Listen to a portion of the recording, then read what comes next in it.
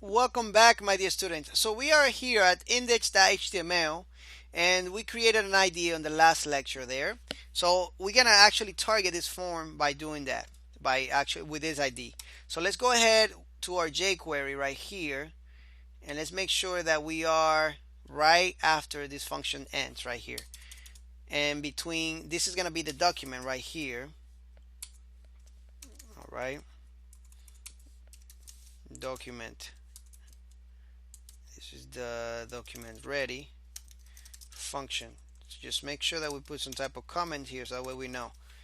All right, and all right, so the first thing is we need to target our button, right? So let's target it like this: add form, add with the ID, of course, add card form, and then we're gonna use a function called submit. All right, so basically we're gonna actually detect this when we submit the form, right? And of course we can put a callback function here, right? There we go.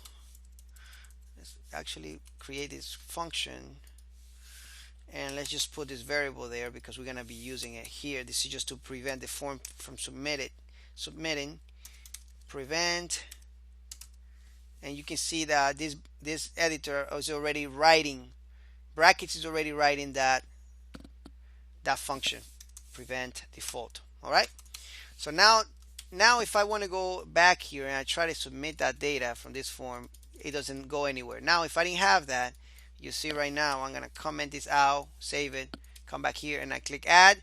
You can see that it's already sending information. That we don't want to do that. We want to pick up that information before he sends it. So that's why we're using this function right there to prevent that. Come back here and now we clean this up a little bit, refresh, and now we click it, nothing happens. All right, so it prevents the default functionality of it. Now we need to do something called serialize, right? We need to take all the data, and I'm gonna call this post data. We're gonna take all the data from the form like this serialize. So we're gonna serialize the form, and you can see that function right here in my brackets. All right, so now we got all the data from that form right there on this variable. Beautiful. Now we also gonna need the URL so that way we can send our information somewhere, right? Our data, and we're gonna pick this up from where? From this ETR. There you go. Look at that right there. From the action, remember? So we're gonna say action. There we go.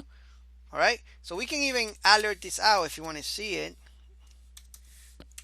We can alert URL here, and let's just click here, and you can see that it actually doesn't have anything. Let's actually put a URL there in that form. Let's go to the form, and let's make sure they submit into add underscore cars.php.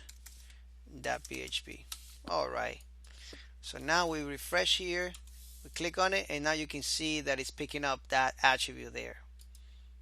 All right, we can also, if you want to see it,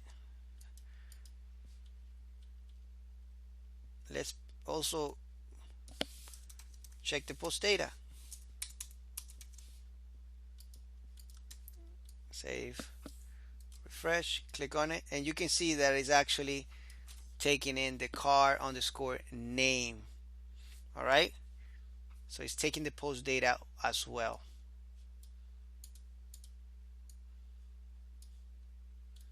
All right, so let's go up a little bit here, making sure that everything is, so we can put a little comment here real quick, and this code adds cars to database table cars, something like that.